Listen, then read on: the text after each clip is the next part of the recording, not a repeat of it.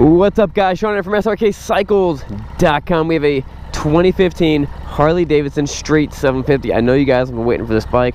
I know you guys have been waiting for this test drive. I got a lot of cool information about it. Let's just let's jump on it. Let's do it. Alright, guys, start with the words of wisdom. Romans 3:23 and 24. For all have sinned and fall short of the glory of God, and all are justified freely by his grace through redemption that came by Jesus Christ. Amen. Guys, let's talk about this bike a little bit. Let's talk about why this bike even came about. Just why does it exist? Harley doesn't make bikes like this. I got a couple theories. Theory number one.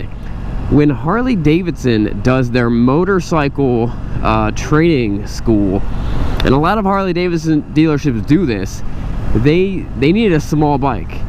They were using Buells back when they were with Buell. Eventually they get dropped enough times, they get beat up enough times, it doesn't make any sense, they ditch them. Harley needed something to use them. Another thing, Harley's really tight with the state, so there's a lot of states that bought a bunch of these bikes from Harley Davidson. I actually know of some Harley Davidson dealerships that they only sold them to the state. That's another idea. Two, changing market. You have a lot of people who, they're not buying Harley Davidsons. You have this aging demographic where a lot of people are buying, the people are buying Harley Davidsons are getting older and older. The younger people are not buying Harley Davidsons, and they wanted something cheaper. It could be for them, and also just the different types of riding styles around the world. This definitely fits, this potentially fits all of those. So if you look at all those possibilities, you would think, wow, the Street 750 is a big win. I don't really know how it turned out. I will tell you this. And my initial thoughts, I'm like, I don't know. When I ride it, I'm like, this thing's pretty good. I'm gonna show you guys. It's got great power. It's real small, real light, short wheelbase, super nimble. I mean, honestly, this is probably one of the faster Harleys that Harley Davidson makes, and it's their smallest. It's one of their smallest, cheapest bikes. This motor resembles more of the V-Rod build than it does any other Harley engine. I could go into details, you wouldn't understand, I barely understand. What actually matters is just how it performs.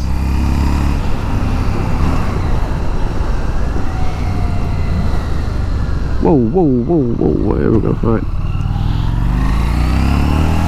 It's actually one of the smoothest Harleys I've ever ridden. Let's try the brakes. Brakes pretty good. Brakes pretty good.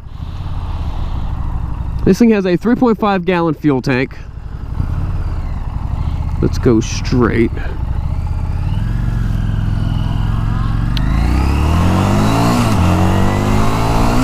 And one of the lightest clutches I've ever felt. I mean, that clutch is light.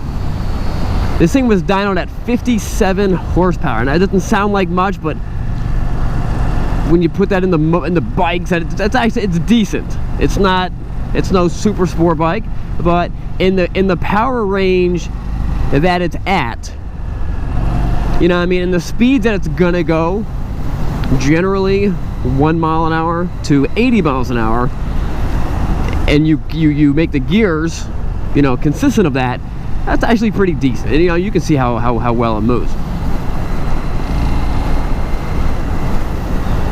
The 0 to 60 was 4.6 seconds, which is not quite as fast. It's very comparable to the Yamaha Bolt, but definitely more of the Bolt's more of a standard bike, and this is more of a street bike.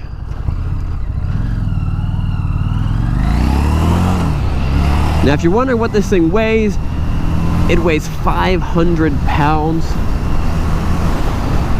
it does feel a lot lighter than that. I don't know where the weight is. And Harley really knocked it out of the park when they put a $7,500 price tag on it.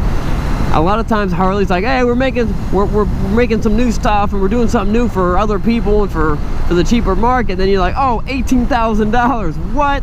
But then when that 75, that's actually reasonable. That's something close to being competitive with the other bikes. And if you have to have a Harley, I think this is definitely a great option. I think this is actually a fun bike. I think this thing is nimble. I think it's really, I was very, very, very surprised with how quick this bike is. And I was probably one of the first, not the first, but I was very quick. Let me put it that way. I was very quick to be like, nah, this bike's gonna be dumb. You know, because I've ridden the 883s and the 1200s, and there are other bikes, and it's a different style. It's more of a cruiser bike. They're not, you know, pushing out big power, and they're not performing big. And then I'm like, all right, well, that's more of their flagship line. It's more of who Harley Davidson is. I'm like, well, when they try something different, they put a smaller engine in there, it's not going to be that great. But it is. I mean, it does. It moves great. It handles good.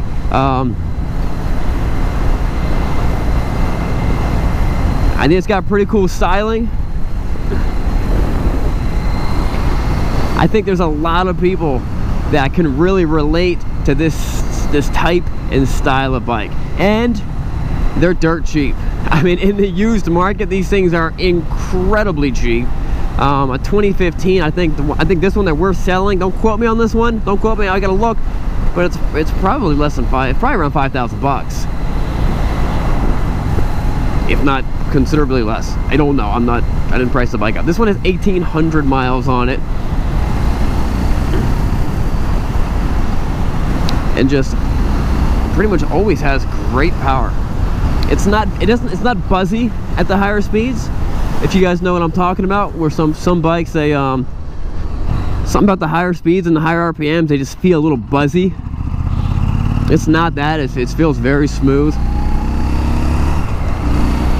I could see a bike like this, if this was my first bike, one, I would have liked Harley Davidson a whole lot more when I was younger. And two, I think I would have been a lot more content with this than the bike I actually had for my first bike.